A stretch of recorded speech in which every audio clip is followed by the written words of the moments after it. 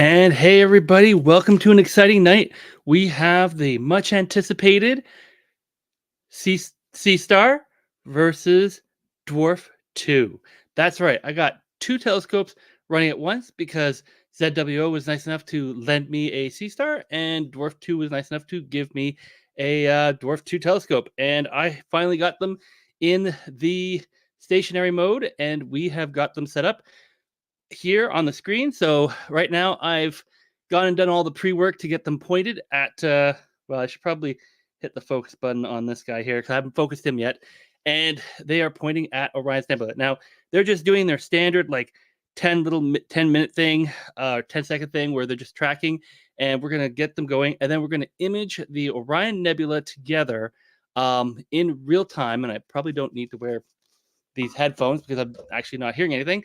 And we are going to see which one does well and give you guys an idea. And later on, we'll move to a few other little targets that people may request on the stream. We have it here. And if you have any other questions, let me know. I've been playing around with both of these for a couple months now. So yeah, I won't say I'm an expert, but I'm definitely somebody who really enjoys these things. Now, there is no moon right now, and I am in a Bortle 3 area. There's not a lot of snow right now, so it's probably closer to 2 than it is with 3 with there's snow on the ground. So therefore, we are good to go. And here we go. 3, 2, 1. Hopefully this works. And they're both going to start going. Oh, and yes. So quick note, they're all going to go through their pre-thing. And I've set the Dwarf 2, you need to set the parameters. And clearly I did not. So I need to, nope, figure out how to do the parameters. They changed a lot of things around here. Yeah, end current session. Okay, that's good. So we're there. And what I want to do is in Astro mode. Yeah, function control settings. There we go. So we want to be shooting in fits. 99 is fine. Stacked is fine. We want to be in 4K. Great. If we go here, here we go. We got the shutter. So we actually want the shutter to be 15 seconds. The gain, I want about, I'm going to say 30. And I want the pass because I do want the IR. There we go. And we're going to start that. So there we go. So now we've got the Dwarf 2, hopefully happier. And if I press this, is it going to disappear? There we go. And while I was doing that setting to get the Dwarf 2 running, the SeeStar S50 is doing its initial calibration. It's going to do this every time you turn the scope on. I think it's doing a dark series of darks to get the darks and flats, the darks working so that it'll remove any noise from the images. Whereas the SeeStar, or as the Dwarf 2, I'm going to mess these up so much. As the Dwarf 2, I've already run a dark stack prior, and I've just been using the same one over and over again. So probably should redo that every night, but it takes about 10 minutes, and I didn't want to wait. Whereas here, we have it where it's starting to image. So we're going to see the image coming out on the Dwarf 2 first. It's going to come out because, well, it's running. And you'll notice that it is shooting in landscape, whereas the SeeStar S50 shoots in portrait mode. And the SeeStar S50 shoots in portrait mode. And just, you can see here, yeah, it is running live as we're doing this. There might be a slight delay, but that's what we have here.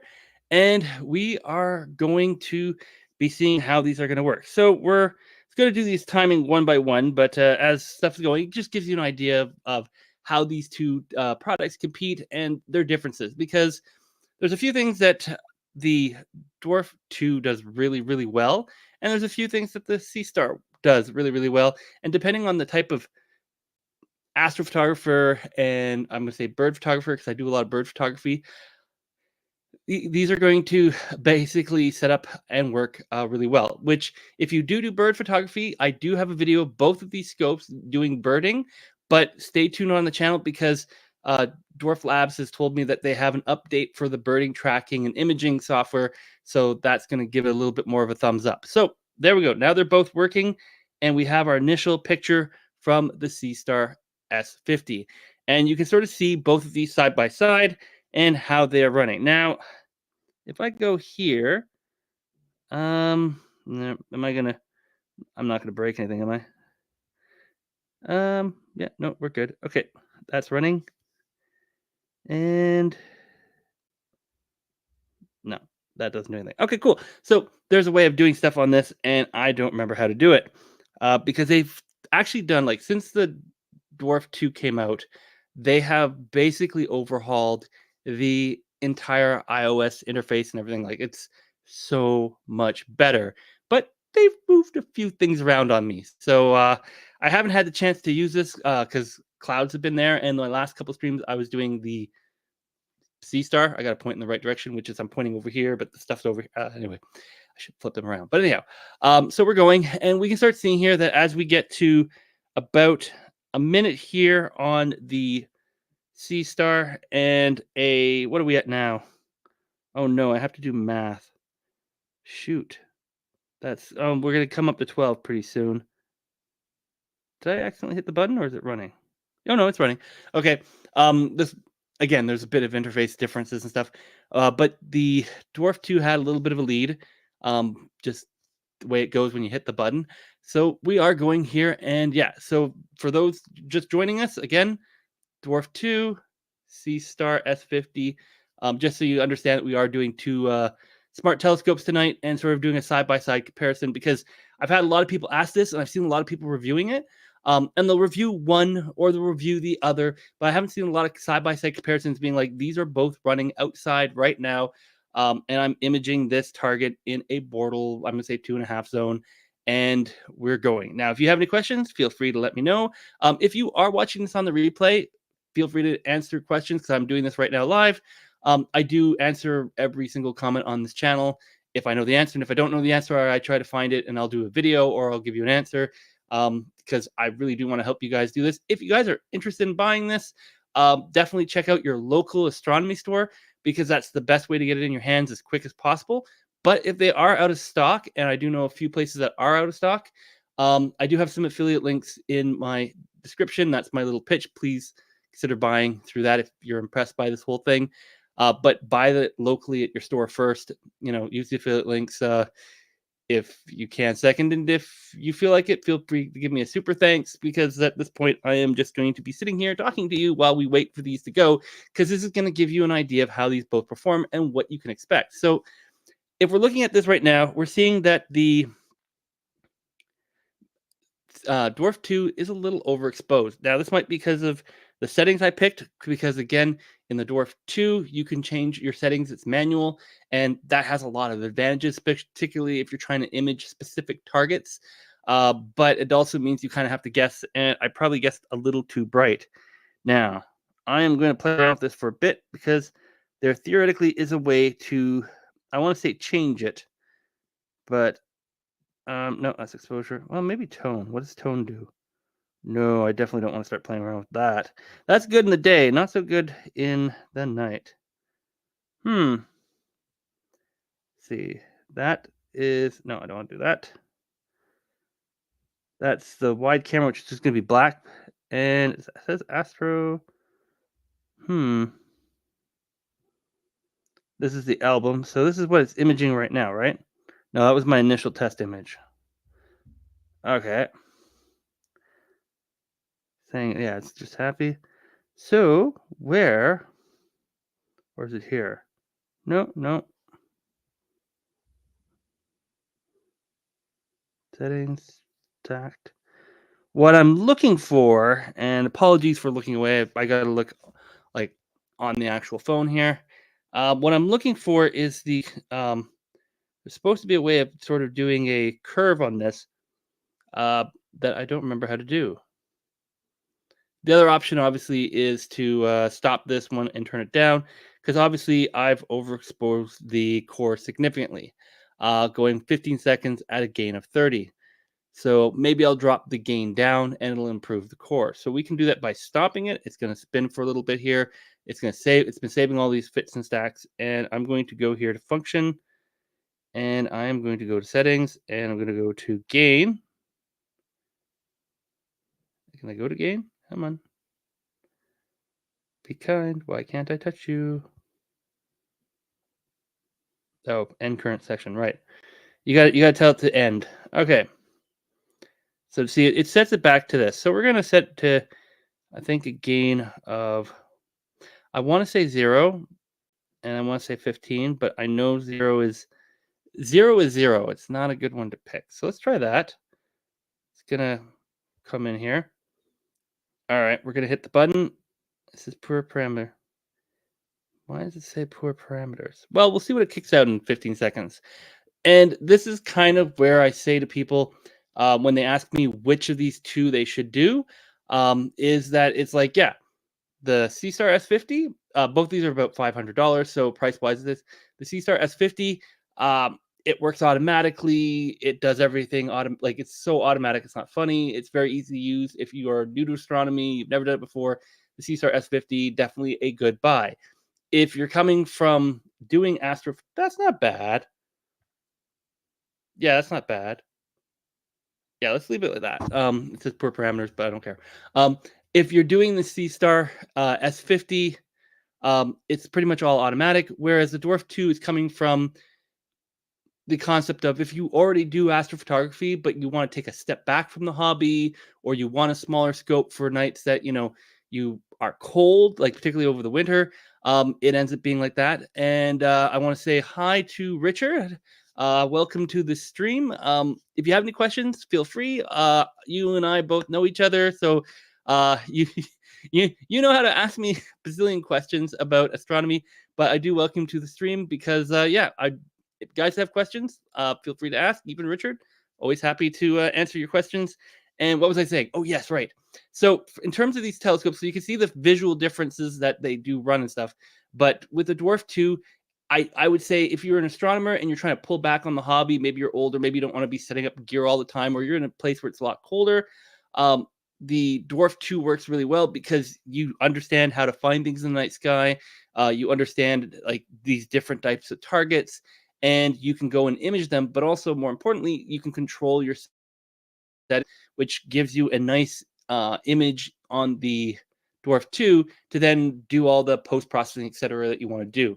Whereas with the SeeStar, it's a lot more automatic, and there are more manual controls coming out as ZWO is doing the changes. Like it has it where it can do 10 seconds, which I believe is what we're doing right now, but it also can do 20 and 30-second exposures, whereas the Dwarf 2 is limited to 15 seconds. But obviously, you can go 15 seconds or less. But the only issue is that if you do want to do longer than 10 seconds on the SeeStar, I'm going to mess these up. SeeStar, just realize you're going to lose a few more subs because of tracking error, wind, the camera, changing stuff and whatnot. So it does, again, it becomes one of those things of which one you want is a function of more of who you are, but what kind of experience you want. If you want a nice experience that's easy and you want to be like, I've got a small child and I want them to get interested in this, then, SeeStar S50, really good option. If you're more technical like me and you like to fiddle with things and adjust stuff and ignore the fact that it says, hey, these are probably not the best settings, but what you're doing, then the Dwarf 2 is definitely your pick. And the warnings are now in there so people don't do crazy stuff. But yeah, I think that's working out a little bit better. It's still coming out a bit brighter than I would like. And there is some pattern noise. Yeah, there is some pattern noise now because I've changed it down to a gain of 0, apparently. It went to a gain of 0, and this is why I don't image in a gain of 0, because gain of 0 on this, it's great during the day. You want to be gain 0 during the day all the time because this is a super sensitive sensor. But at night, you end up getting pattern noise and some other stuff because it doesn't really like playing at gain 0. If I wasn't imaging one of the brightest targets in the sky, gain 30 works a lot better. If I want like a really faint nebula, probably about gain 50. I wouldn't go above gain 80, although you can, and you will find out how sensitive this sensor is. So we got this going, and what are we at now? We're about 7 minutes here, and yeah, I've been goofing off with this other one, so they're not really that comparable, but you will see that, we got a wider stuff. So we're going to stop both of them for a second here because I want to show you how these things find different targets. And we're going to go and find a target that's going to be more, I want to say SeeStar friendly, but also just simply I know where it is right now. And I want to get this before it hits trees and stuff like that. So on the SeeStar, you basically use this nice astro imaging stellarium type star map, and you can move it around to where you want to go, and this red square. Now over here we do have the Flame Nebula and the Horsehead Nebula in a really good spot. You do that, and then you tap go to, and it's going to move there. Whereas with the shoot, what am I doing? What am I doing? Targets, there we go. With the I gotta probably stop it, don't I? Yeah, gotta hit that end current session. Okay, so here we're gonna go to star targets. It's gonna come up with this nice little menu to say here are the various targets. We're gonna go to nebulas, and we're going to go to IC 434. Again, if you know what you're looking at, you know where it is in the night sky. This does a really good job, and then you hit confirm, and it's going to move right to it, hopefully, and you'll see a bunch of squiggles. It's not going to have to move very far because it's basically right on top right now, but I wanted to show you that, that's kind of how it goes. And while they go about, I think they go about the same speed. There we go. Yep. They're both saying they're targeting. So with this, we're going to go here. And again, we have to go to the settings and change our gain down from 80 to about 30 and our shutter from 0 to 115. There we go. And we're good. And over here, are we pointing? Yeah, we're pointing at the right spot. So these are pointing more or less at the same spot. You can sort of see the two stars, the bright one at the top and the slightly less bright one at the bottom in both screens. And there you go, as they sort of start doing their little, preview screens. And we're going to say preview screens here. And we're going to tap both of them at the same time. And this time, they should both start imaging at the same time. So we're going to get pretty close. And 3, 2, 1, tap. There we go. Hey, it's working. Okay, so they're both imaging, right? Yes. Okay, we're good, and we're good. And we're going to see the Dark Horse Nebula and the Flame Nebula show up. Now, these are a lot dimmer than the Orion Nebula, so it's going to take a little bit more time until we start picking them out. So this is something to keep in mind with these things, that, yeah, there's the Flame Nebula at the top there. And actually, you can see the Horsehead Nebula pretty good on that one. And here the other one comes up, and yeah, you see the Flame Nebula is okay, and the Horsehead Nebula, I can see it because I know where it is. If I zoom in here, it's right there. You can see it in the middle of the screen, but it's going to take a little bit longer for the Dwarf 2 to get it because the Dwarf 2 optics are a lot smaller. I think it's only an inch and a quarter. Yeah, it's an inch and a quarter wide optics versus 50 millimeter optics. So now I want to figure out what an inch and a quarter is to 50 millimeters. Oh, I'm going to use Google. 1 second.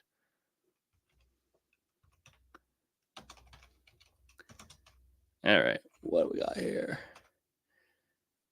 31.5. So yeah, so Dwarf 2 is 31.5 and the SeeStar is 50. So the SeeStar has that optical advantage. They both have cameras. I don't know what the cameras are, but they're, I don't want to say similar quality cameras because the Dwarf 2 is a 4K camera, whereas the SeeStar is a 1080p camera. So again, there's these trade-offs that happen between these two. Do you want the bigger optics and the lower resolution, but it's more magnification, or do you want the wider field view image that's 4K, but it's not going to be as much light gathering power and like pixel to get those lights to go. So you're going to see it here where you're going to start to see the difference in the image. And you're also going to see that depending on what your target is, with the Dwarf 2, since it is a wider field of scope, I'm getting the Flame Nebula and the Horsehead Nebula together. Now, it went auto navigated to this point, and I would say it's a little bit lower in the sky than I would probably prefer. But you can see I get both targets in one image. Whereas with the SeeStar, if I was going to image this for real, I would image the Dark Horse Nebula first with like Anik, the star, up at the top, and then I would move up and image the Flamehead Nebula separately, and then stack the two images in sort of a 2-panel mosaic. So that's kind of the trade-off. But these are some of the bigger targets in the night sky. But it's an easy one for me to see. People are going to see this in the video, and they're going to say, "Oh, I want to click on it," whatever. You do stuff for the fans and the views and the audience. So that's what we're up to right now. And again, we're seeing that this is going. Now, one thing I'll say is this is what the onboard computers are doing. This is based off of the current firmware that I have. I'm not on beta on either of these right now. I was on beta on Dwarf, but I've taken it off because that round of beta is done. And I'll jump on the new round of beta when they have the better birding, tracking, and imaging. Basically set up to be, if the bird shows up, it takes a picture, and I think it's going to track the bird a little bit better in the video mode. That's my understanding. Don't quote me on it because I haven't tried it yet, but that's what Dwarflabs told me is coming down the pipeline as they go. So it should improve the tracking, and it should improve like the, hey, there's a bird, takes a picture, which is great because I'd love to set this up and have it where it just sits outside, and when the bird lands, it takes a picture. So if it lands on your bird feeder or whatnot, or if I set up following nests, I can set up this camera because it's telephoto. It's significantly far away, and have it where I can aim it at a bird's nest and have it sit there taking pictures or taking video, not bugging the birds at all because it's just, random thing, 10 feet away kind of thing, and be able to say, yeah, that's really good. Whereas with the SeeStar for birding, you need to be about 28 meters away because it's that extra telephoto distance. And the larger optics just make that near focus harder to do. So it works for birding, but your birds have to be a lot farther away, but you still get pretty decent images. So now we're going here, and yeah, you can see here on the Dwarf below, you can see that black line over the focus number. Yeah, that's the tree I'm heading towards. So that's why I'm imaging these first, and then we'll see what we can image a little bit later in the evening because these are going to go into the tree. And as I explained in my last video, if you're imaging with trees and branches, you literally have to have them pass through the entire frame, or you end up with a lot of gradient issues. Because part of the image was exposed one way and the other image was exposed fully. So it tends to happen and it tends to go. So that's what we're up to on that one. So far we've had 20 images stacked on the Dwarf 2, which is 15 seconds. And we have 3 minutes and 30 seconds on the SeeStar S50. Now I hit the button at the same time, so they're about there, but sometimes they occasionally lose a stack.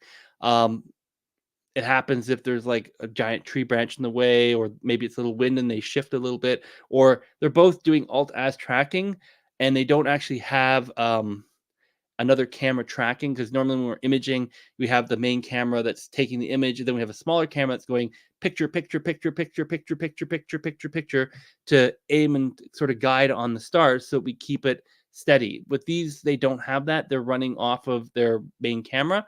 So occasionally they'll make an error and they'll go too far or something, or it'll streak, and they throw that sub away because they don't need it. It's going to make the picture worse.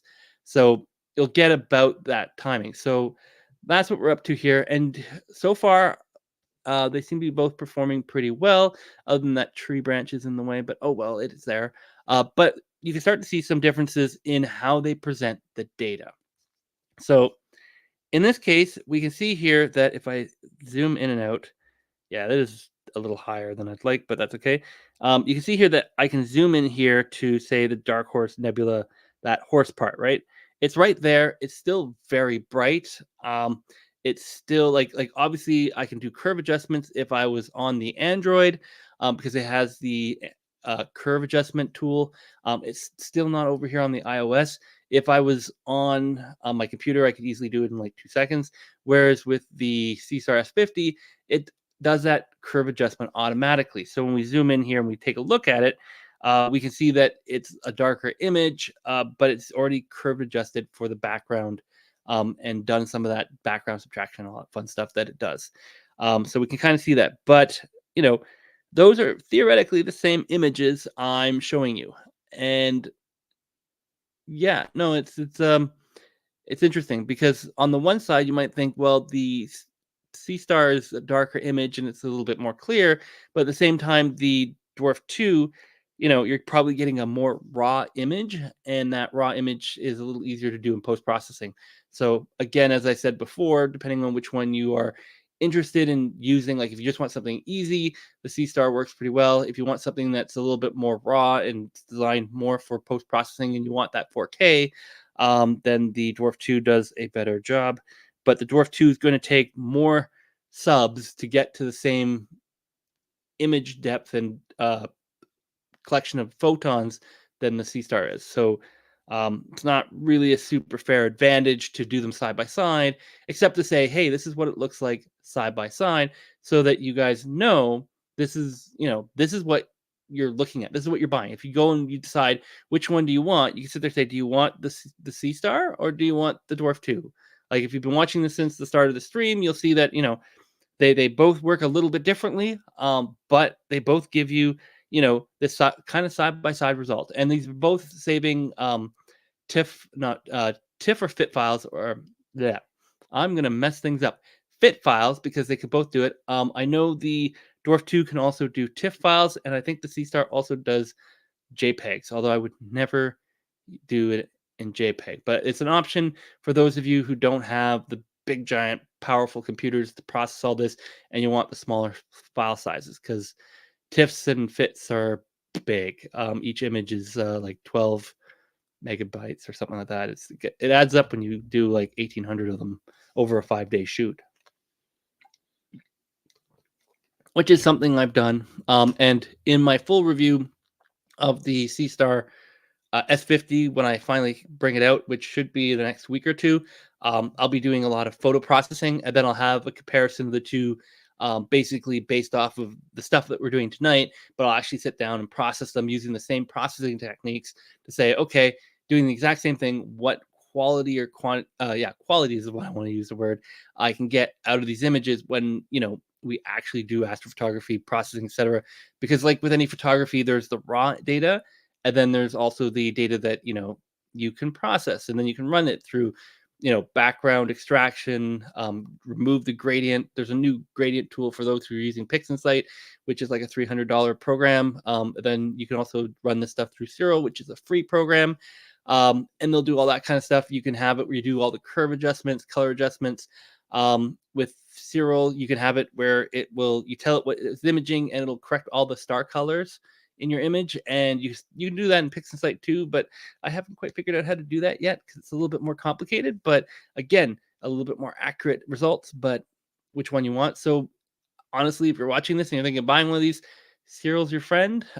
Whereas if you're like, I have a big giant telescope, you probably already have all the astro processing tools, and you probably even have stuff from what's it called, Gradient Expert and stuff like that, which is like each tool is like $50, and it's like AI powered, and it uses the tensor cores and all this other stuff. So you can go down a very, very deep, dark rabbit hole in this hobby, which is why I absolutely love both these scopes, and I'm doing a whole bunch of videos on it, because I'm like, if you want to start in astronomy, I'd say go out and buy a big giant Daub or a big reflector, and you can do visual astronomy to your heart's content. Dollar per dollar, that's going to get you your best buy.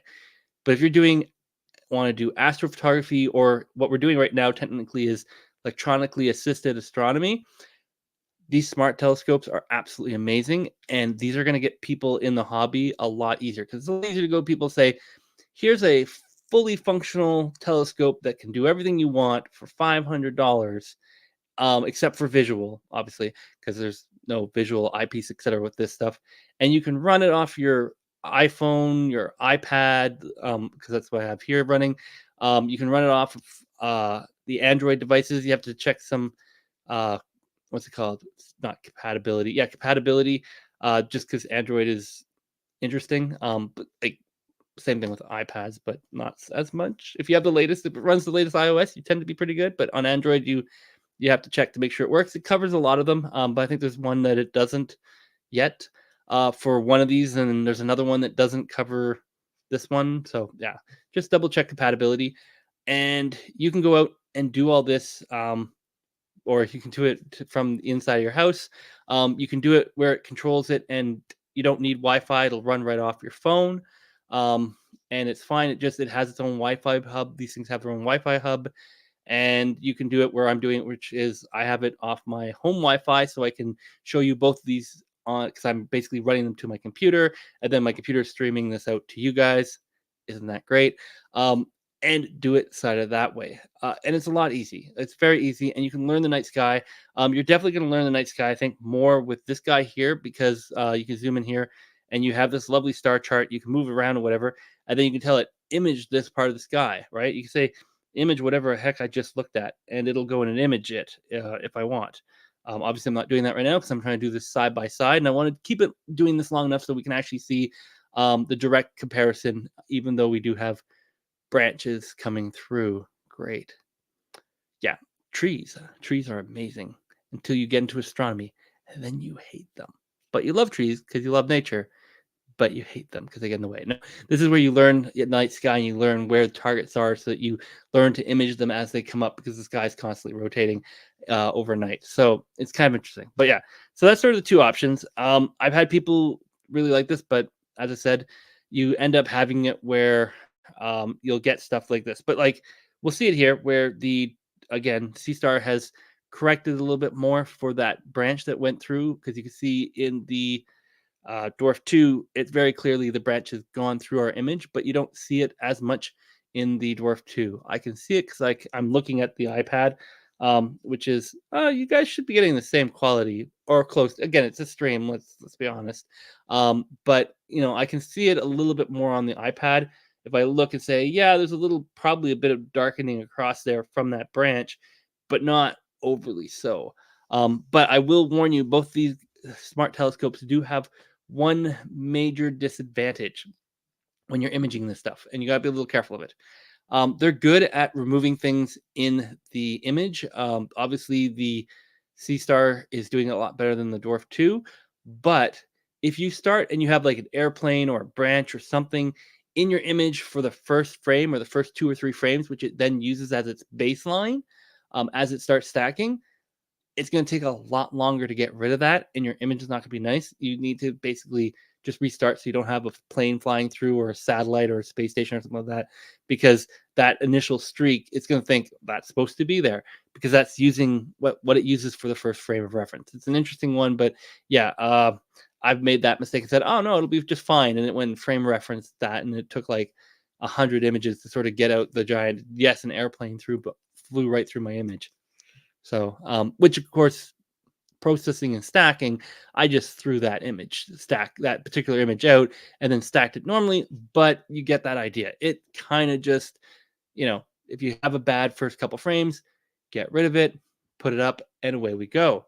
So yeah, that branch is making that just look strange. But you can see here that with the Dwarf 2, despite the fact that it's a little too bright, and I'd really like to be on Android to use the curve tool to correct for it, that we're getting a lot more of that faint nebulosity at the very tail of the Dark Horse Nebula, whereas in the SeeStar, because it's, again, framed smaller, and we don't actually get all the way out there. And if we want that, we'd actually have to take a lower frame to do that, and then stack them in a mosaic mode, which adds, yes, a little bit more work in post-production. So, again, a little bit of extra work there, a little easier here, depending on what you're doing and how complicated you're going to get it.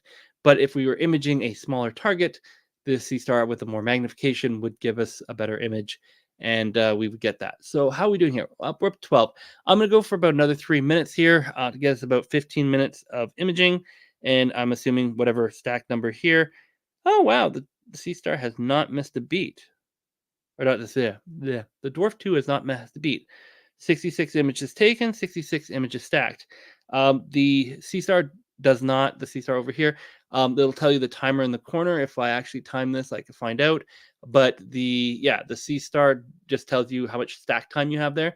If it misses a 10-second one because of blur or maybe a plane through or something like that, it won't tick up. It only shows you how many out. So if you're looking at this and say, hey, look, I got 12 and a half minutes. If we were imaging for 13 minutes, it meant that it skipped 3 10-second clips because they weren't suitable, which is, I think, about what it's done so far, talking to you and kind of half paying attention to what we're looking at here. So if you do have any requests, feel free to leave them in the comments, or whatever you do on X. I'm streaming this to Facebook, YouTube, and X. And my understanding is if you leave a comment or on X, you leave a reply, StreamYard will tell me here because right now I've got Richard from YouTube, and YouTube is what this is designed primarily for. This particular app, it works really well for YouTube. If you comment on Facebook, it'll pop up, but it'll probably say Facebook user. And then on X, it theoretically works, but I haven't had anyone from X yet contact me. So if you are watching on X, feel free to test this feature out because I'd love to see it. And we're just going to do a little stretch here and we're going to see what other targets are in the night sky. So I'm obviously going to use the SeeStar S50 to do this because I like this interface a lot more for finding targets because it works nicely and it's nice and visual for you guys to see as well. So we started the night imaging Orion's Nebula down here. At this point, it's well into the trees, which is why we started with it at night. Because it is actually moving down into the horizon here in the southwest. So we're going to look and see if we can find something else to image that's interesting in the south because where they positioned my house is currently north. If I wanted to image stuff on the north, I'd just move this to the north side of the house, trees and branches and everything else like that. You just move these and they're super light so that you can just pick them up and put them down. You need to make sure that they're relatively flat. Okay. And you can go through and they have tools to do the making sure they're flat and whatnot. I know they're on patio stones right now that are flat because I keep using them. So they're good to go. But also, if you need to flatten them out, they're relatively easy. But also, with their new updated software in both of these guys, they will they'll do a calibration. They each do a calibration, and that calibration tells them where they are and stuff, and it makes it so they can track and stuff, even if they're not perfectly level, a lot better than when they originally came out. So if you see people and they got all these little tracker things and they're trying to level stuff off, I just plop these guys down on my patio, which I know is mostly flat, but patio stones and stuff like that, and I just went with it because I know that they're probably pretty good. So just an FYI on that one, you don't have to be absolutely crazy now with these. Although the better your leveling is, the more accurate these are going to get, the less frames you're going to have lost, and the better stars you're going to get. Because yeah, you do occasionally get the stack fail thing. So just there. So we're going to be looking here, and there's a couple different targets. Now we're moving into galaxy season, which is March and April. Basically, when you're looking at the night sky, you're looking out into the deep space rather than towards the center of the Milky Way or into the spiral arm on the other side. So we're just going to see what we got here that we can image that looks neat. Which I'm just going to go through here. And I'm just trying to show you how this kind of goes. I don't know why there's that. There's occasional little blue boobs on these things. And we're just going through here and seeing what's the night sky. Because as you zoom in, it shows you stuff. So like here, we have NGC 3521. It's a small little galaxy. I'm hoping to find something a little bit bigger than that. And that we're going to go, yeah, you know what? We're going to do something easy. Because I know where it is. Here it is. This is what's called the Leo Triplet. There's 3 galaxies. And is it going to quite fit? Not perfectly, but that's okay. All right. Now, we're going to hit go to. Do you want to switch objects? So I'm going to hit switch. And you're going to see here that it's going to basically move to this object. Now, on the Dwarf 2, it's a little bit differently. We're going to hit stop. And it's going to do its little spinny thing because it's got 1 frame more to stack. And then we'll move it once it finishes spinning, which I'm hoping it's going to do. When will it stop spinning? I don't know. Play the Jeopardy music. While it's spinning, the other one's already found the target. So yeah, this come on. It's probably trying to stack that.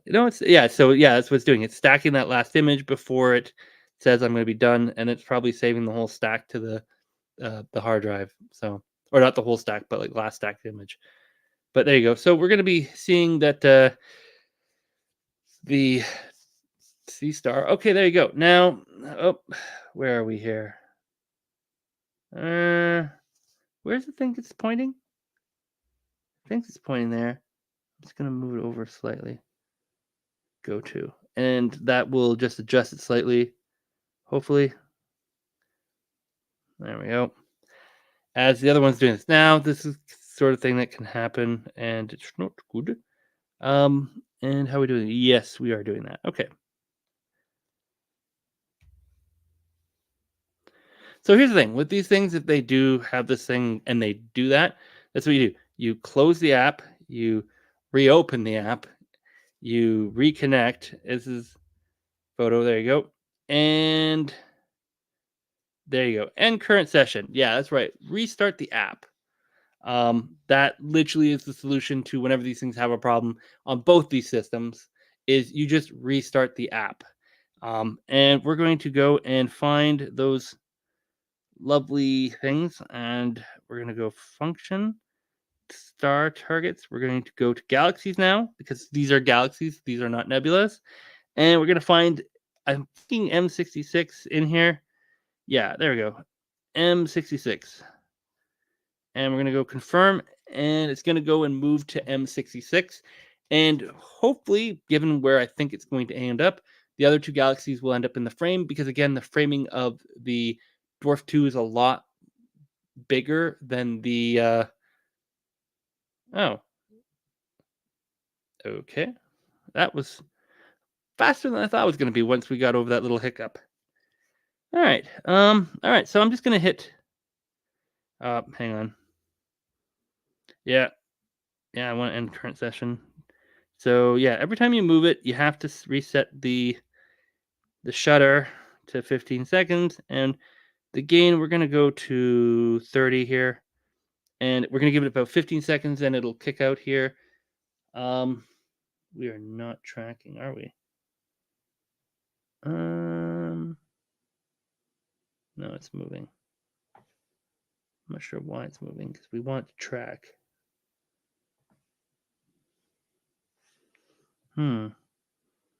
Okay. Yeah, there we go. So you can see all three there. And because these are, we're going to turn the cut on because they're galaxies. We don't want a lot of hydrogen alpha because the hydrogen alpha is all the background and all that other stuff, so we don't need it. And hopefully now we've got this all nicely done. And if I hit go on both of these, we are going to get some galaxies imaged. I hope. That is what we're hoping to see. If we don't see it, then I have completely failed. Well, I haven't failed. These have failed because obviously it's all automatic, right? But I'm hoping that they don't fail. So the first initial 10 seconds. Okay, so there you go. We got at least two of the galaxies on the SeeStar S50, which is kind of expected because it's got a tighter frame. Yeah, so it's ended up, yeah. So we've got two out of the three galaxies, which is not bad. I'm not going to move it. That's good. And you can see, yeah, in the Dwarf 2, we have all three in the frame because the frame, as you can see, is so much bigger. But this is going to be the trade-off between these two, obviously, is do you want more detail, particularly on small targets like these little galaxies, or do you want like all three in the same frame? Although as the night sky goes, these do shift their position and rotation. It's called field rotation. So over the night, they are going to basically do this. No, sorry, my bad. They're going to do that. They rotate that way because these are alt as mounts. If these were German equatorial mounts that rotate with the night sky, then the framing would not change all night. And then we would do something like a 5-minute exposure on these guys with a very low gain, and then really just pull out everything in one image. But that's the trade-off. These are alt as, they're a lot easier to use. Whereas if you do German equatorial, you have to do something called polar aligning, and polar aligning requires a certain level of accuracy to be correct. On my full scope, I use something called a pole master, and I do a whole 5-minute routine to get it polar aligned with a camera and another camera just to polar align that my giant telescope. And then that's obviously an extra cost because I think that's probably how much is a pole master these days? Let's look it up because that's obviously, again, I want to talk about the next thing here. about why you might want to grab one of these guys, which I probably talked. Yeah, the Polemaster brand new is about 370 Canadian dollars. So we're gonna say that's what 250, 275 American. That little camera that I use for polar alignment on my main setup is half the cost of one of these guys. These are about $500 each. Occasionally you'll see sales on or whatever. And yeah, if I was to image this, where do I have it? Right here. This is a very high quality astrophotography lens. It's called the Red Cat 51. It's my main imaging lens when I'm doing imaging, except for in Galaxy season, which is why it's here, because I have an 8-inch Edge HD, which has a lot more zoom. It basically images each of these galaxies on its own. But the Red Cat is more like the Red Cat basically is the similar optical size to the SeeStar, but with a full frame sensor on the back, it gives me a field of view closer to the Dwarf 2, which is really nice combination. This guy here, I think, costs about $700 US just by itself. Obviously, I then need to add a full frame camera. I then need to use my mount. My mount's about $1,500. You can see where I'm going with this. This hobby gets very, very expensive very, very quickly. And obviously, you could buy something cheaper than this if you want to. But if you want this kind of quality and stuff like this, you kind of have to go buy something really, really nice. And that will get you better quality than what these guys are doing. But if you start adding it up, it ends up going pretty quick to $2,500, $3,000, $4,000, $5,000 kind of thing.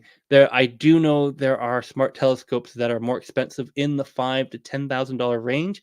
I haven't had a chance to use them yet to see how they compare to what I'm using here, but I would say that if you're looking at buying some of the more expensive smart telescopes, you should send them an email and say, hey, you should totally send them to Graham so we can do a review. Right? Yeah, good. And B, you should definitely price shop, compare, and think how much of this you're going to do, because dropping several $1,000s on any hobby, especially a new one, it's a lot of money. So $500, a lot easier to do, and you can sell these things pretty easily secondhand if you want to, because they're popular items and they're pretty all inclusive one item. Whereas if you're buying a telescope, you're buying a mount, you're buying this, you're buying that. It ends up being several pieces together. Then you have to convince somebody they want to buy one piece. Because I've had it where I've done used sales and you're like, yeah, I really like the telescope that you have and I want to buy that, but I don't have an interest in, say, maybe your mounts or maybe your filters or maybe your camera that you put on there. Or maybe, you have a camera and another small telescope on top that does the star tracking, whereas I tend to use the on-axis guider, so it goes through the same scope. There's pluses and minuses to that, and you can see how this sort of snowballs very quickly into a very complicated hobby, and you can basically end up spending a lot of money. And if you then decide to change things, it's nice that it's modular, but that complication ends up costing you a little bit more time and effort. All right, so we're seeing here, we're getting all these guys coming out. They're coming out green. Okay. Yeah, that occasionally happens. That's not the end of the world. It's usually, again, you can fix this in post pretty easy. But that probably means that I have a faint cloud going across that's adding coloration into my image. So either I have maybe it was pretty clear when I started, but you can have like a little tiny phase of fog or like that thin little cloud layer that sometimes forms. I'm shooting over top of a lake, so it happens more often than not to me. So I know how to fix this in post, but you'll end up getting it. But you can see here that, as we zoom in on these guys, to show maybe a little bit better side by side, and I'll zoom in here. You can start seeing that there's a little bit of detail in that bottom one spiral as they go. And again, the SeeStar is going to come off just overall brighter because I can't curve adjust it to make it a little bit nicer. But again, not the end of the world. Actually, brighter probably works a little bit easier here for you guys, because I when I'm imaging these, I've imaged these before, so I know what I'm looking for. The top one is going to end up being a doesn't have a really a spiral the same way. So you're going to end up having like an elongated cigar kind of idea look. And this bottom one here is going to have that two spiral arms, one on the top coming out and one on the bottom. So they'll eventually come out again. Part of this, I'm doing this is to say it does take time. Currently, we've been imaging these guys for about, it says 3 minutes, but we've had a couple failures, so probably about 3.5, maybe 4 minutes. Oh, I can't talk forever. Anyway, yeah, so it's going to go for a while, but you can see here that, yes, if you want to buy one of these guys, they work great, they do a good job, but they do take a certain amount of time. So this is the kind of thing where if you have a bunch of people, you can show them this. You can image these targets. If you were doing like Andromeda, you were doing like we did earlier, Orion. If you're doing, say, the Hercules cluster, any clusters, by the way, that's like a minute or two at most, because clusters are bright packs of stars. There's a Hercules cluster somewhere up in the sky, or will be soon. That's a nice one, but I think it's not quite out yet, or maybe it is, and I just don't know where it is. But yeah, clusters are always a fun one. They're very fast targets. As the galaxies, again, you can see here, you get them, but again, galaxies are quite small. And that's why the telescope I use when I'm imaging galaxies is 8 inches in diameter. Magnification and your diameter of your front optics matters a lot when you start imaging little tiny things that are actually big things, but very, very far away. There's no easy way to say that. These are, like, again, little tiny telescopes that fit in boxes. Like, obviously the telescopes are outside, but I have the boxes here. This is the Dwarf 2 box. Okay, the Dwarf 2 fits in here. This is how big it is, right? Okay, you've mentally put that in the back of your head. Okay, good. And I'm gonna move this. Wait here. Move this other. I should probably grab this out. There we go. Aha. Here is the SeeStar 2 box. You can see it's significantly larger. And if we open it up this way here and not drop anything, it comes in here. And this is a terrible view, and I mess this up every time I do this. But you can kind of see here, if I get the light right on it, there we go. That's the size of the SeeStar S2, and it comes out here. So it's like twice as deep as this. This is the, actually, I can talk about this for a second. This is the tripod they come out with. So the Dwarf 2 Deluxe comes with a little tripod. It's a very small tripod. This is the SeeStar tripod. It's much bigger and heavier duty. The reason I'm not using it is because I currently have it on a proper photography tripod, because when I was imaging it a couple weeks ago, we had snow, and the snow would go up to about right here. And I was like, that's not good because it rotates on this. So if you don't have snow problems, this is great. If you have snow problems and they're more than I have, then yeah, you get that concept. But it's actually a really nice tripod. Like, honestly, like, this is like, it's a metal tripod with like a what's it called, carbon fiber legs. So it's actually very light. It's got this nice thing here. Like, honestly, this is a nice quality tripod. It's a small tripod, and yeah, same thing with the Dwarf 2. Like, I use them on actual tripods so that they lift above the snow in the winter, and I haven't bothered to take them off the tripods. So there you go. All right, so how are we doing here? Are we up to 5 minutes yet? No, we're at 3 minutes and 30. So, okay, we're going to sit here. If you want to listen to some music, you can. Obviously, we are going to go to a new target about 5 minutes. So that's about another minute and a half kind of thing. I just want to show what 5 minutes looks like on this, because I think most people can sit and watch something come up on their screen for 5 minutes. I think if you're new to this, and actually we can see the other galaxy here, so we can take a look at it, this one here.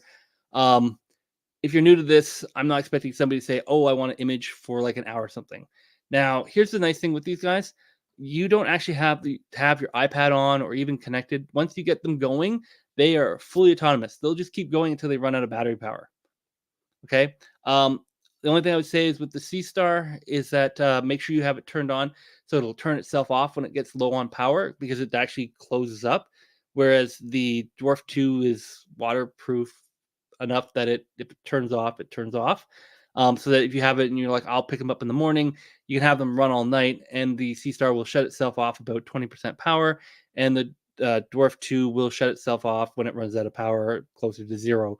But that said, if we're looking at it right now, the SeeStar, if I look here, and I'm trying to see, okay, just to make this clear, the SeeStar, the very top left, right corner, very top there, the blue part, that 83% is actually my iPad power.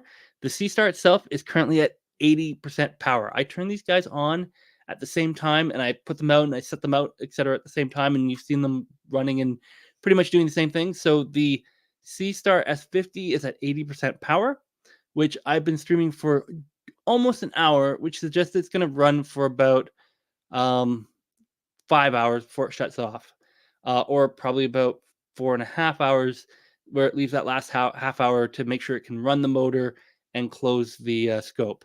Whereas the Dwarf 2 is at 35% power. So the Dwarf 2 is not going to last past 2 hours here.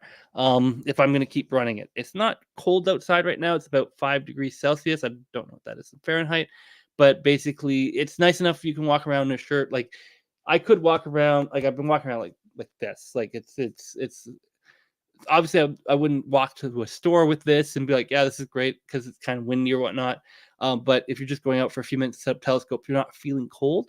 But you can see here that, yeah, the battery on the Dwarf 2 is a lot smaller than the SeeStar. Like physically, again, SeeStar is bigger, but there's a giant battery in there. Whereas the Dwarf 2 is a lot smaller. It's great for travel. It's something you can easily kind of like throw in your backpack and go somewhere with, etc. And it runs nice and stuff like that, but it doesn't run as long.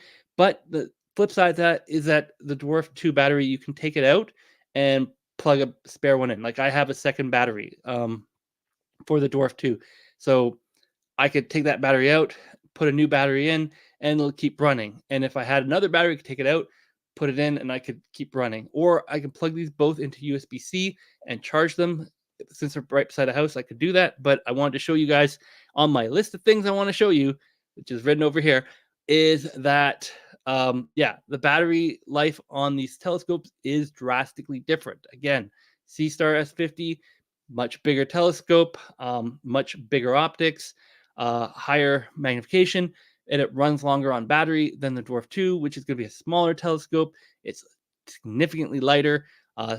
Doesn't require, again, as big a tripod, and you can easily take this on like a camping trip or something like this. Just realize it's going to run for about an hour, 2 hours or so, depending on how it goes.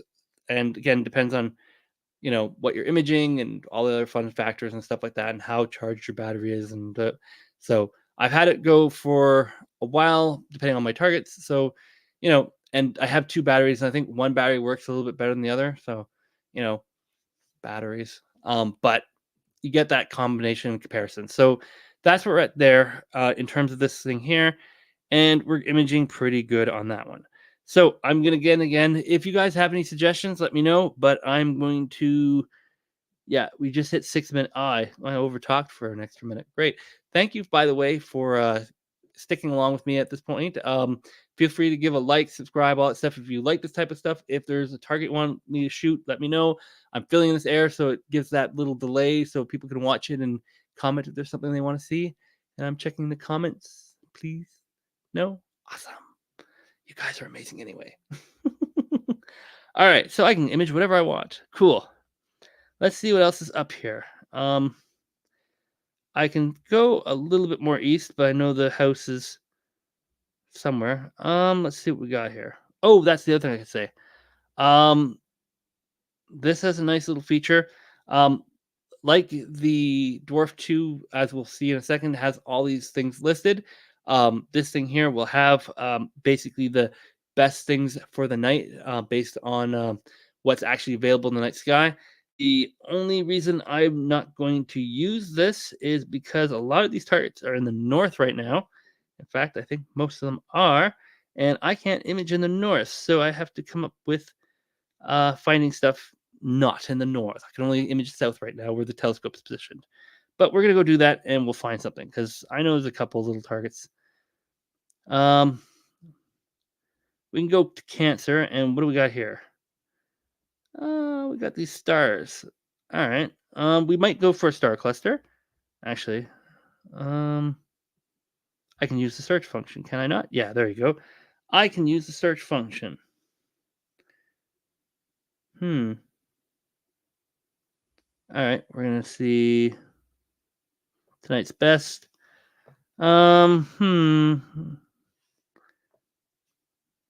again, this is on the SeeStar S50, and what do we got here? Current latitude.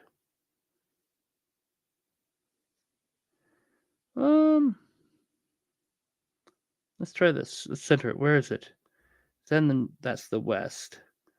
That's probably in a tree. What does it actually look like? Yeah, it's probably in a tree. Oh no, Beetlejuice is there. So this is actually high enough. It's probably not in a tree, but we have we can try maybe for this. Not that I don't like star clusters. I don't mind them. But if I'm going to do a star cluster, let's do M33. Go to. Yes, we want to switch. All right, let's see here. We're going to stop this again, see if it's going to crash. It's probably going to crash. Just watch this going to crash. And then I have to restart this app again. It is what it is sometimes. But they do push updates and they are updating. So sometimes they'll update something and they'll break one thing and fix something else. So yeah. I'm assuming it's fine. It's just doing this connect, like honestly 2 seconds. There we go. Tilt it. There we go. And we're gonna stop it now. All right. Oh, I know why. Yeah. So it won't stop until it stacks the last image. So where it says current 36, stack 35, it actually has to say stack 36 before it'll actually stop. Hopefully the spinning thing will stop. If not, then restart the app. Absolutely silly. And we have level drone. Ah, yes, the star. Yeah, the clouds come in. Yes, the evil clouds. Tonight is supposed to be clear all night, so I can go for quite some time. But I haven't been able to do it for the last couple nights because I originally wanted to do this on Monday, but I had clouds and life got busy, so we're doing it on a Thursday. Which yes, I will be doing more live streams like this in the future, but they are very cloud dependent. So there you go. Oh, end current session. All right, we're good. All right, so we're going to go here and we're going to try to find what it was, M37. It's a cluster. Let's see if it's on the list. M37 is on the list, so we're going to go here. And has it found it yet? No, it hasn't quite found it yet. Yeah, stars, yeah. And it's going to go move over, and we're going to see what this is going to look like on both of these guys. Because, yeah, so we did, yeah, we've done a Nebula. Oops, sorry, this is me not knowing where my cursor is. Because I got my cursor over top of this guy, and then I got my cursor over that guy, but whatever. It is what it is. All right. And it says it's tracking. Yeah, I can see the star cluster there. Wow. We're going to start. So the Dwarf 2 is going. It beat out the SeeStar. Ooh, the Silver Sliver. Is it really called the Silver Galaxy, or is it the Silver Sliver Galaxy? My brain wants to say Silver Sliver, but it might also be actually spelt that way. Who knows? All right. Why is it having trouble syncing? Let's have a quickly look and see what we got here. Yeah, okay. It kind of knows where it is.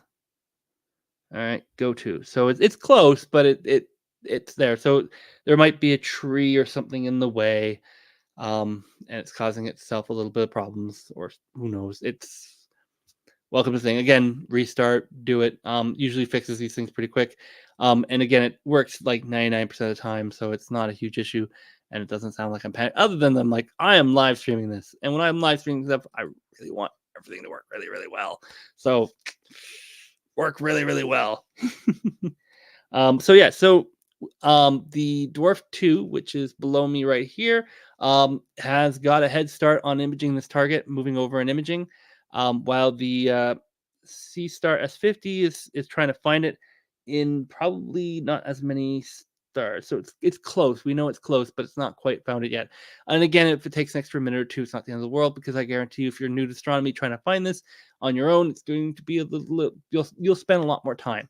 Or at least I did. I shouldn't say you will. I say I will. I remember when I started this hobby and trying to find some of the stuff that was, it was hard. Like Andromeda, I could find. Um, I could find the Great Orion Nebula, and then after that, I was like, "Oh, there goes half an hour." Smaller targets was like, "There goes an hour." Trying to find a comet. Oh my goodness! When you get to imaging comets, which you can do with these things, yeah, get ready for some fun. Actually, I might see if we have a comet that's in the sky and close by, and see if we can actually image that before I say ta-ta for the night. That might be a bit of a fun one, but we're having a little bit of fun trying to ID M37 with the SeeStar. So can I go like this and see what we're doing? Yeah, so it sees it, but for some reason it's not centering it, which is odd because it should do it pretty quickly. But it might be trying to do it where it's trying to do the star map, and because it's a large cluster, it might be saying, "What are all these other stars?" And it's not, because it maps the stars that are not in the cluster, not the cluster stars. I guess that's what I'm trying to say. So this might be one of these little tricky targets with it, because it's got that narrow view, and the cluster should literally fill up most of the view. Um, but I can also, I think, can I control? I don't know if I control this one. Anyway, we'll see. We'll give a thing. It's trying to find it, but it's, hang on. We're gonna hit cancel here, and can I just do this? I can do. Oops. I can do that badly. That was bad. I have to remember to preview stuff.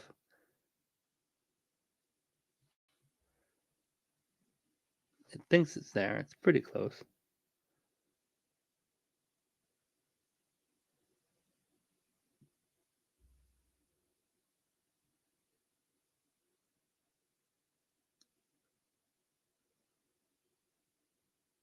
That's right. If you don't first succeed, just move it over. And you were imaging, NGC 9891, also known as Cadwell 23, the Silver Galaxy. I looked up. Awesome. And what do we got here? 144p might be high enough. Okay, that's a comet, right? We might try for that one, but I just wanted to do this one, see if I can.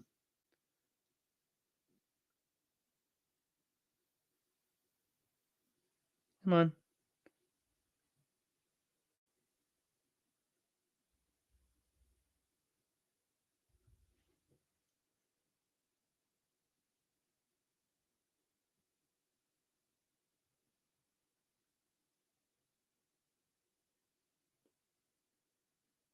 Now watch it move too much. Oh, no, there we go. All right.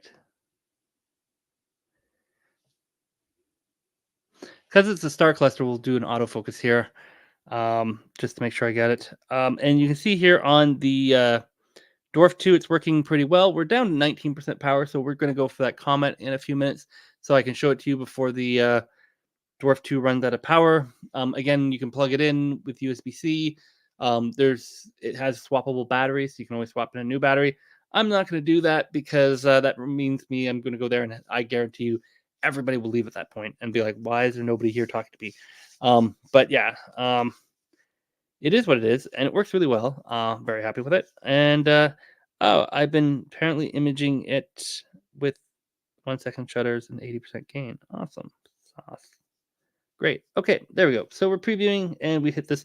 There we go. Sorry for the delay. M37, and we're out of storage. What?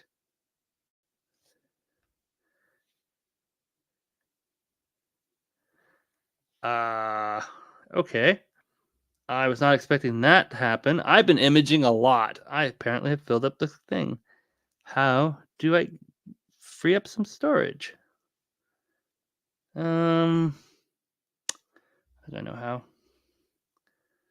All right, SeeStar. Let's see here, loading. Let's see what it's going to say while it's doing this. Okay, so we got lower solar scenery. What do I have here that I can get rid of that I know I've already got? Yeah, I can get rid of Jupiter. Can I just, oops. Let's see, can I just go like this and go delete? Delete the file. Yay. All right. Don't get me wrong, I like cancel here.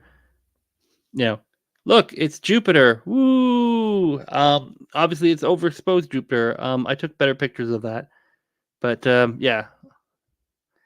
I've also copied a lot of these files over already. I just didn't clean off the device, so it ends up filling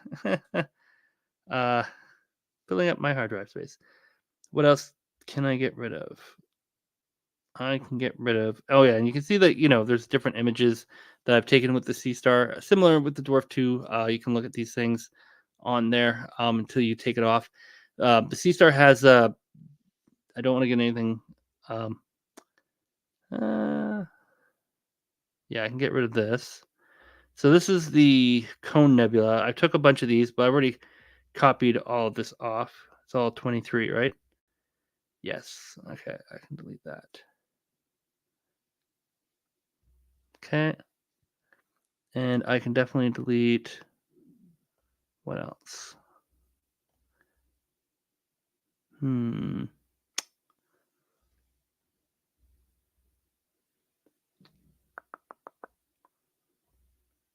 want to delete any of my M42s. And yeah, you can kind of see here different nights too. And yeah, this was my thing. If you start and get the first frame and you get a plane through it, like this happens right here, boom, there's a plane. It will stack, but it will have trouble getting rid of that plane. Whereas if you image it and the plane flies through later, it just ignores it and says, whoops, bad. So if you're wondering why it fails sometimes, it's because it might be a plane flying through. Okay. So that's going to give us a bit of space so we can hit this button and it's not going to get angry. It'll get angry in a couple minutes, but that's okay. I just want to show you what this is going to look like for this M33 open cluster as we are imaging it with both of them. And while we're doing this, I am going to see. No, I got to wait. I got to show you both of them at the same time, right? Like I think that makes it fair. There we go. And again, give it a couple seconds to do a few more images, and that should bring out a little bit of color. Again, I think I have a little thin layer across, so I'm getting a lot of green. Obviously, both scopes are doing that, so it's probably just a thin layer of cloud out there, or haze or whatever, and it's causing this. In post, it's very easy to do it. There's a tool in most astro processing that basically says get rid of any of the green because there's really no green in space. It's reds and it's blues kind of thing. So it's able to say, yeah, there's some green here. So I'm going to change that green to white. And it's data, but it's obviously not the right color. And that works really well for doing that kind of stuff. And we can see here that the cluster is coming into focus. Yay, focus. And again, yeah, you can zoom in on these things. So we can zoom in. I'm going to look on the screen here because that's about the same size, right? Okay, there you go. And we can see here as it starts imaging it that it's going to have it where we see clusters. Now, again, the cluster isn't going to take a lot of exposure. So right now, the fact that the Dwarf 2 is still imaging it is kind of pointless because it's probably already gotten like 99.99% of the way to getting all the light from the cluster. There's obviously fainter stars in there that'll start to float. But again, processing helps this because it's still running a raw and there's still some noise. And obviously, again, I love to curve this. But you see the two clusters here, and we'll go for about another 30 seconds or so, just so we can say we have 2 minutes. I think that's, again, as long as you look at these, and then you would say, hey, cool, these are clusters, and you'd move to the next cluster. If you want to do a Measure Marathon is all these objects he thought were comets, and he basically went and made this catalog of like 110 objects that are not comets. So when people are looking for comets, which is what we're going to do next, they know not to look at the not comets and say, what's this fuzzy thing? Well, it's not a comet, so don't bother looking at it. Like, obviously, you can look at it, but if you're a comet hunter, You don't want to look at things that are not comets because that's how that goes. So let's do this. All right, 10 more seconds, and we're going to actually stop this other guy here. And because it's going to take him a little longer to stop, as we learned earlier in the evening, compared to the other one here.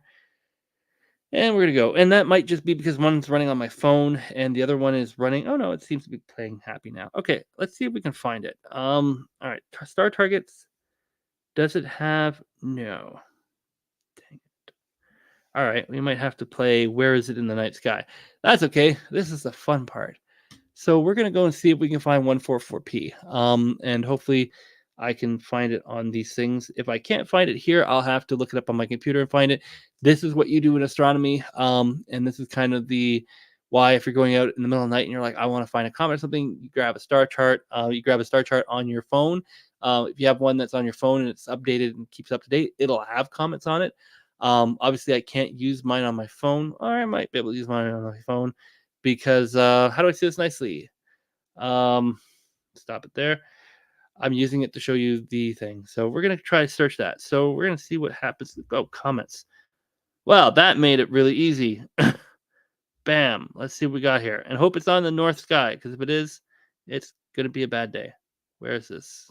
Okay, can't operate well. Go to. I didn't really want to go to yet. But we'll see if it actually points it. If it's in the north, it might be seeing my house. That's great, but I do need to find out where it is because I need to tell the other one to go because it obviously doesn't have a as up to date way of doing it. They're working on it, but as I said, this is a going there. I'm assuming there's a comet somewhere here. So I'm just going to hit go and hope for the best. And I'm going to go here and I'm going to zoom out to figure out where. Oh, it's there.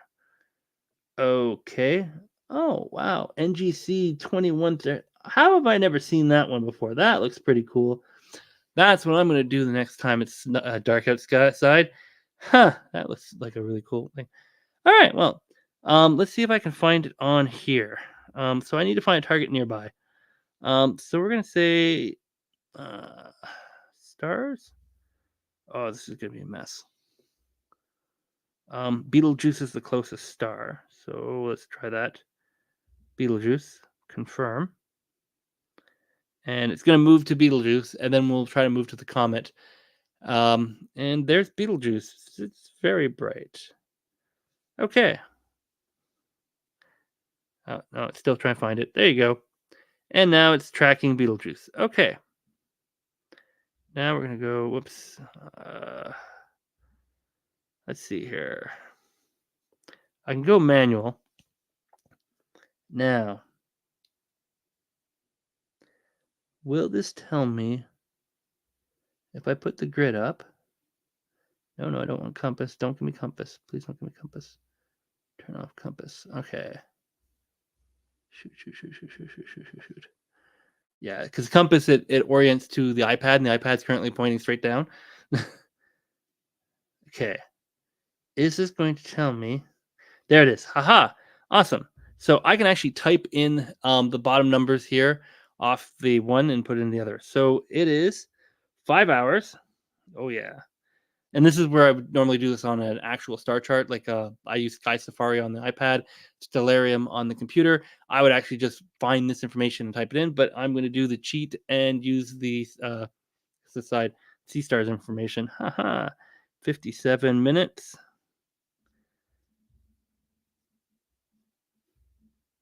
There we go.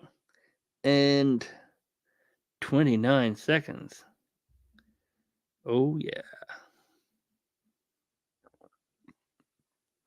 And this also allows you to get really nice precision pointing.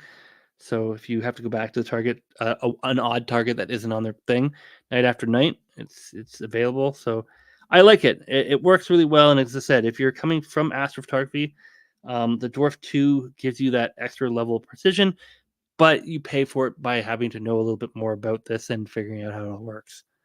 All right, 2038. Oh yeah, 38. Okay, and how many seconds? It says 59 seconds.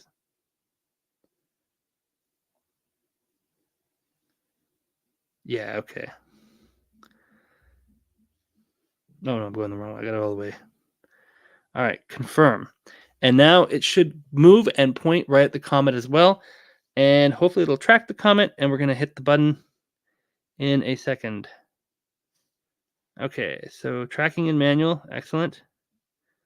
We're going to hit this, and we're going to see what we got. So we can start seeing here. You can see the nice little faint green fuzzy. There you go. Oh yes, I should say this. When I was talking about the green thing, comets are generally green, and they'll have one greeny blue tail, and sometimes they'll have sometimes they'll have a greeny blue tail, and sometimes they'll have a red tail. Sometimes they'll have a blue tail and a red tail, or again depending on what they're made up of. So yeah, no, there we go. We found the comet that actually is working. Thank you so much, Level Drone, for suggesting this as our fun target here, as we have 5% left on the. Oh, I buggered it up again.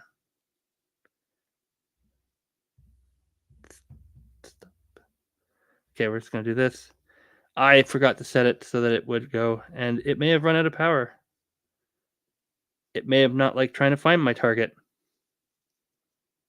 Yeah, we might be out on this one, guys. So, as I said before, we might be finishing up on this comet, as I think the Dwarf has run out of power. Again, with these batteries, when you get close to that 10%, or I think Dwarf was at what? It got down to 5%. Having it then go and slew across the sky and use the motor, yeah, it's not happy. So it's done. Yeah, so if it's imaging, it probably would have continued imaging for a while before it ran out of power. But using the motor and slewing is a draw from the battery. So when the battery's low, it tanks. Yeah, not to leave that there. So I don't think we can see the album because the album needs a thing to run. So I think we're done on that one. So if I go like this, we're gonna say goodbye to that one, and we're gonna go. How do I do this? There we go. Hi, myself. Okay, so yeah, we're gonna end off with this comment. Again, both these telescopes are $500, give or take a couple bucks. If you're just starting off, the SeeStar S50 works really well. It's very easy to use. The Dwarf 2 definitely has a lot more manual controls in it. A lot more, you need to have a bit better knowledge of the sky, but at the same time, you're able to do a lot more adjustments, changes, etc. And it has some nice features for auto stacking the moon, auto stacking the sun, and all that stuff. And it has a much wider field of view. So this is one.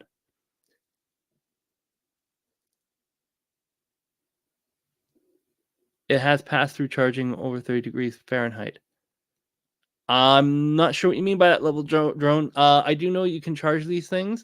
I just didn't bother plugging it in because I wanted to show I wanted to show what the battery power is.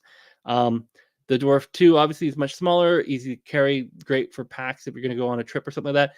But the batteries don't last as long, so be wary of that. Whereas the Dwarf 2 is big, and as I said, if you want to safely carry it anywhere, you're going to put it in this giant box. And I've seen people take this giant box and the accessories they buy for the SeeStar, and they even put it in an even bigger box. So it's still portable, but not as portable.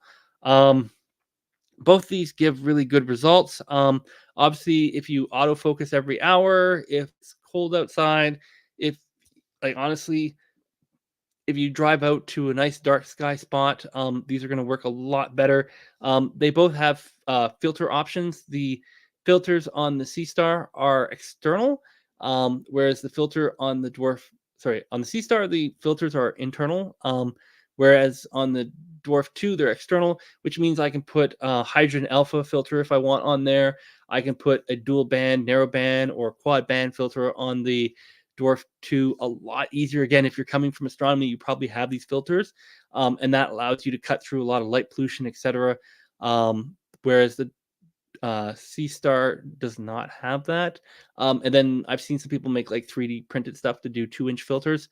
And then you have to buy the 2-inch filters, which are more expensive than the 1.5-inch filters. So there's a lot of trade-offs with these things. I definitely recommend that you consider it. But if you're just like, Graham, what should I buy if I'm totally brand new to this, etc.? Probably the SeeStar S50, unless you also want to do birding. because during the day the Dwarf 2 works amazingly because it's got that dual camera, the wide field thing, finds birds significantly easier than just using this telephoto zoom. So you can charge as you shoot. Yes, both of these you can charge as you shoot. My Dwarf 2 is one of the first ones, so it can charge while it shoots. It doubles about the time because it still uses the battery faster than it can charge.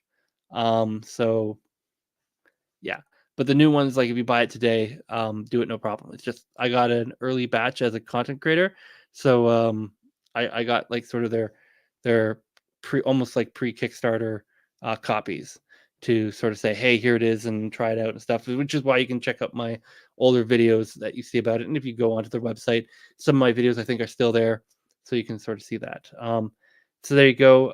And as I said, this is what it is. It works really well. And we are currently imaging Comet 144P with the SeeStar because the Dwarf 2 ran out of power. But that's okay. We still got all those photos, and I'm going to charge it up. Yes. No, I already answered the comment. Yeah, it's been a long day. So we got this going. I'm just gonna let this go for again a little bit of time to see this. I don't know if this will see the tail. I'm hoping it will. But yeah, I'm really happy with both these smart telescopes. Obviously, my recommendation if you are buying one is probably going to be the SeeStar S50, unless you're coming from astronomy and you want to play with all your external filters and you have a lot of like 1.25-inch filters. Although I have an adapter to go to all my 2-inch filters. To which I wish I had a picture I could show you. I don't have a picture here, do I? Or do I have it? No, I think I have it outside. Oh no, I have the bag. I showed you the bag. Yeah, so these are the Dwarf 2 comes with these little 1.5-inch filters. If I hold them close to my face, they're in focus. And then this is the part that you screw the filters on. And you can see here I have a 2-inch filter. I went and basically got an adapter, a little metal adapter to go from 1.25 to 2-inch. And then I have my hydrogen alpha filter on here. So that's sort of this. And this allows me to do hydrogen alpha imaging, like if I'm in a town or city, or if I want to just do hydrogen alpha. And then obviously I can use other narrow band filters. So that's what I'm saying. Dwarf 2, you can play around with it a little bit more than the SeeStar. Although I am going to see if I can get like one of those 3D printed or 3D print my own, I guess, adapters to put on there, and I can put the 2-inch filters on and see how that works. But that will be for another night because that's going to take a little bit more effort to do. And I definitely want to, if I'm going to do that, process it in post, because otherwise it's going to be like, hey, you're watching this video, instead of taking like 5 or 10 minutes to image something, I'm going to want to run for like 3-4 hours to really get all that data. Because when you use these narrow band filters, you throw away like 90% of the data that isn't that narrow band. And you really want to pull that extra value out. So that's where we're going. And again, please give the video a like, stuff like this. We're already over 5 minutes, so that's pretty good. We can see the thing here. It is moving, so it's going to start streaking. So what I'll have to do is I will cover this in my full review. I'll actually do a processing step where I process tracking the stars, and then I'll do a secondary process of tracking the comet, and then I'll merge the two together. That's what I did with like all my other comet shots that you can see on my website. And that works really well. But here it'll start to blur as it's actually, that comet is actually physically moving through the sky. So as we go on, it'll basically make a little line through the night sky. And it's kind of neat, other than the fact that it looks like a line, whereas I can process it and I'll be able to pull out a little tail if there's any tail, and all that fun stuff there, and go. So at the end of it, thank you very much. And I'm going to call it a night here. And if you have any questions, again, on the replay, whatever, feel free to leave it. Feel free to leave comments, likes, subscribe, all that fun stuff that YouTube wants me to tell you to do. And yes, I do have affiliate links below, but if you can, buy these locally first, and then use my affiliate links if you have to. Throws me a couple bucks, so it's always nice. Have a good night. And I hit the end screen. I gotta move the camera to do this because it's right where my